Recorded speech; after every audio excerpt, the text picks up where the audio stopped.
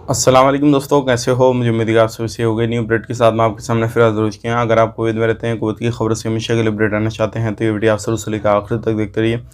इस वीडियो के अंदर मैं आपको काफ़ी ज़्यादा इंपॉर्टेंट जो है इन्फॉर्मेशन देने वाला हूँ और आप लोगों को बताने वाला हूँ कुछ बड़ी खबरें। अगर आप नया वीज़ा लेना चाहते हैं कुवैत का, तो आना चाहते हैं तो, और कुवैत में रहते हैं, रमज़ान के हवाले से कुछ बड़े कायदे कानून जो है, कुछ नए कायदे कानून जो है लागू किए गए हैं, तो आपको इन चीज़ों का ध्यान रखना है। कौन कौन सी चीज़ों पर आपको ध्यान रखना है, सारी चीज़ें मैं आपको क्लियर करने वाला हूँ। नया वीज़ा लेना चाहते हैं तो भी आपके लिए काफ़ी ज़्यादा इंपॉर्टेंट ये वीडियो हो जाता है। और अगर कुवैत में किसी भी फील्ड में कोई सी भी जगह पे काम करते हैं तो ड्यूटी को लेकर बड़ी अपडेट आ रही है रमज़ान के हवाले से। तो चलिए फिर बिना देरी के वीडियो शुरू करते हैं, लेकिन उससे पहले मैं आपको बताना चाहूँगा, चैनल हमारा पहली बार देख रहे हैं, चैनल को ज़रूर सब्सक्राइब करें और साथ ही साथ बेल आइकन ज़रूर प्रेस कर दें, ताकि हमेशा आपको इसी तरीके से कुवैत के बारे में जानकारी टाइम टू टाइम मिलती रहे और आप हमेशा हमारे साथ में जुड़े रहें। तो सबसे पहले हम यहाँ पे बात कर लेते हैं जो बड़ी खबर आ रही है वीज़ा के हवाले से। बहुत सारे लोग जो है वीज़ा को लेकर कंफ्यूज रहते हैं, वीज़ा हमारा निकला है, नहीं निकला है, निकल रहा है, नहीं निकल रहा है, तो इस चीज़ को लेकर कंफ्यूज रहते हैं। लेकिन मैं आपको बताना चाहूँगा, अगर आप कुवैत में हैं या फिर कुवैत में जाना चाहते हैं तो अभी कुछ नए कायदे कानून जो है वीज़ा के हवाले से लगा दिए गए हैं। जैसे कि आपको मालूम है, पीछे अभी मैंने अपडेट दिया था कि वीज़ा इशू हो रहा है, एंट्री वीज़ा और विजिट वीज़ा इशू किया जा रहा है, लेकिन जो 3 महीने की वैलिडिटी रखी गई है वो बिजनेस वीज़ा की रखी गई है। पहले वो 6 महीने की थी, अब उसको 3 महीने की कर दिया गया है कोरोना की वजह से सारी चीज़ें। लेकिन ध्यान रखिएगा, यहाँ पे अगर कोई भी बंदा, चाहे वो फैमिली वीज़ा इशू करवा रहा है या कोई भी वीज़ा इशू करा रहा है, जो भी डॉक्यूमेंट्स वगैरह मांगे जा रहे हैं अगर वो कंप्लीट हैं, जो भी क्राइटेरिया बताया जा रहा है वो सारा कुछ उसने फुलफिल कर रखा है, तभी जो है उसका वीज़ा इशू हो रहा है। अदरवाइज ऐसा डायरेक्टली वीज़ा इशू नहीं हो रहा। पहले डॉक्यूमेंट्स क्या करते थे, कोरोना से पहले खाली पासपोर्ट पर वीज़ा बंदे का इशू हो जाता था, लेकिन अभी क्या है, एक नया कानून जो ज़रूर वो है लागू किया गया है। वो क्या किया गया है वो मैं आपको बता देता हूँ। कुवैत के अंदर आप कोई भी बंदा नया आएगा तो खाली पासपोर्ट से उसका वीज़ा इशू नहीं किया जाएगा, बल्कि उसको एक मेडिकल सर्टिफिकेट देना होगा, जो क्या उसमें कोई भी बड़ी बीमारी है वो फाइनल हो जाएगा कि इसको कोई बीमारी है या नहीं है। अब जैसे ही वो फाइनल हो गया उसको वीज़ा इशू तब किया जाएगा।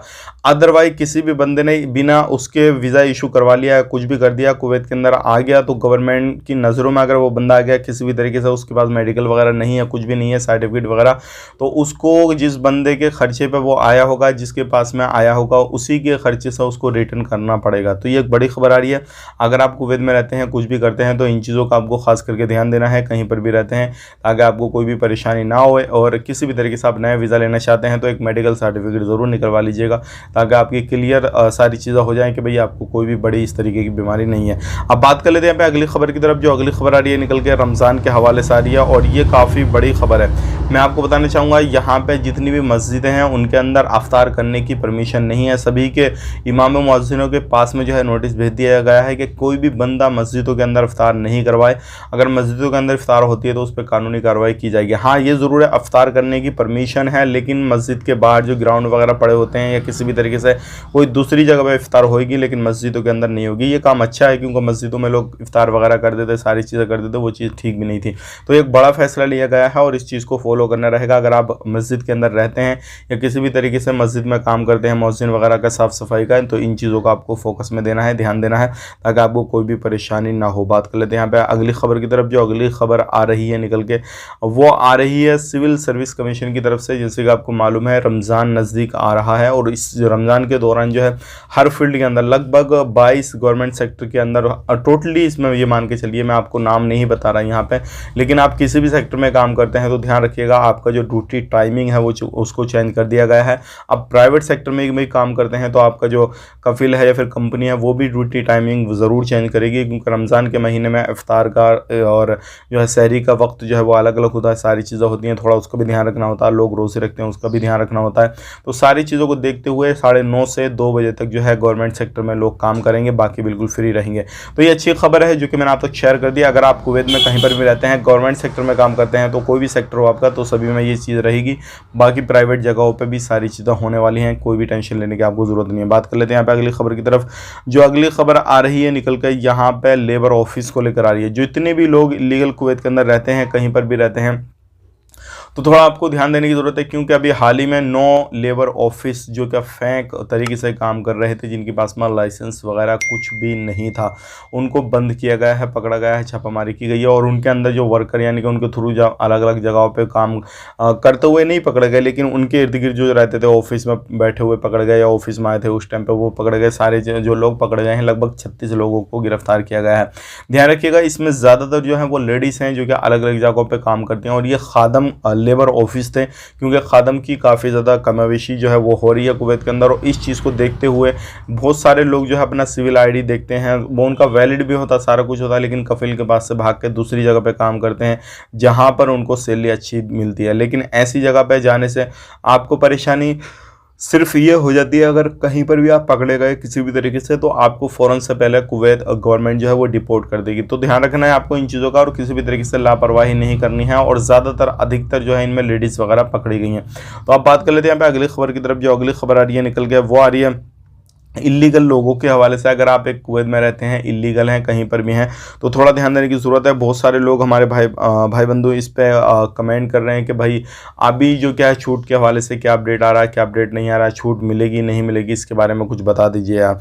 तो इस तरीके से बहुत सारे लोग जो है हमसे सवाल कर रहे हैं। तो देखिए, अभी इस तरीके का कोई भी अपडेट नहीं है, लेकिन ये ज़रूर है कि आने वाले वक्त में बहुत ही जल्दी आपको छूट मिलने वाली है, क्योंकि गवर्नमेंट ने जब कहा है तो कुछ ना कुछ, यानी कि कहा नहीं है, लोग जो है लोग हैं उसमें जो अलग अलग पोस्टों पर बैठे हैं, उन्होंने एक प्रपोजल रखा था कि भाई जितने भी इलीगल लोग हैं 1,40,000 से ज़्यादा, उनको एक बार और मौका देना चाहिए, सारी चीज़ें करनी चाहिए। तो उन्होंने एक प्रपोजल रखा था, तो हो सकता है गवर्नमेंट इस पर विचार करे, लोग इस पर विचार करें, और आने वाले वक्त में जो है लोगों को फिर से जो है छूट मिल जाए और आप लोग आराम से जो है वो कुवैत को छोड़ सकें। तो ये सारी चीज़ें, बाकी इन फ्यूचर जैसे ही कोई अपडेट आता है इससे रिलेटेड, तो हम आपको तुरंत इस चैनल पे अपडेट कर देंगे।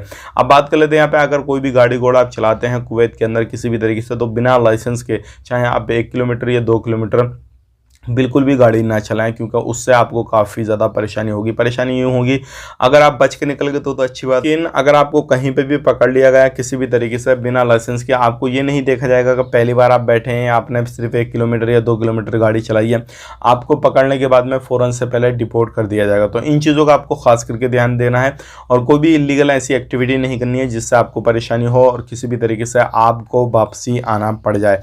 अब बात कर लेते हैं यहाँ पे अगली खबर की तरफ। जो अगली खबर आ रही है निकल के, बहुत सारे लोग हमसे एक चीज़ का सवाल करते हैं, और ये जेन्युइन भी बनता है, और वो करते हैं कि हमारी सैलरी अभी नहीं मिल रही है, हमारा काफिल या फिर हमारी कंपनी जो है 3-4 महीने से सैलरी नहीं दे रही है, तो हमें क्या करना चाहिए। भाई ये करना कुछ नहीं है, अगर आप भैयामंदी से काम ले रहे हैं तो अच्छी बात है, नहीं मान रहा है तो आपको फिर कोई अपना लीगल एक्शन लेना पड़ेगा, लीगल लेबर कोर्ट जाना पड़ेगा। लेबर कोर्ट में भी आपको एकदम से सुनवाई नहीं होती है, तो आपको वीडियो बनाना पड़ेगा, वीडियो में सारा कुछ डिटेल्स जो है वो बताना पड़ेगा, और वो वीडियो पब्लिश करना पड़ेगा।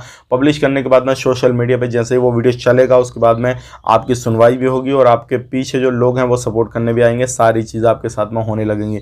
तो ये काम आपको थोड़ा ज़रूरी करना है, क्योंकि अगर आप शर्माएंगे, किसी भी तरीके से अपनी सैलरी नहीं मांगेंगे, तो हो सकता है आपको सैलरी भी नहीं मिले, और फिर आपको इसी तरीके से कई साल भी निकल जाए, क्योंकि बहुत सारे लोगों की कई साल से सैलरी नहीं मिली है, और उन्होंने फिर लास्ट ऑप्शन उनके पास में यही रहा था कि उन्होंने वीडियो बनाकर सोशल मीडिया पर वायरल करी। अब लोग सभी देखते हैं, अपना अभी देखता है, पराया भी देखता है, सभी लोग देखते हैं, लेकिन आपको सैलरी नहीं मिली है तो शर्माने की कोई बात नहीं है, क्योंकि आप काम कर रहे हैं, अपना जायज़ मेहनत का पैसा मांग रहे हैं, ना कि किसी से 2 नंबरी से पैसे मांग रहे हैं। ठीक है, तो ये थी आज की कुछ जानकारी। वीडियो अच्छा लगा वीडियो को लाइक कर दें, चैनल हमारा पहली बार देख रहे हैं चैनल को सब्सक्राइब कर दें, और कमेंट में अपनी राय बताएं, जो भी है इंशाल्लाह मैं आपको जवाब देने की कोशिश करूँगा, या फिर उस पर वीडियो बनाने की कोशिश करूँगा। आप अपना ख्याल रखें, अपनी फैमिली वालों का ख्याल रखें। Take care, bye bye.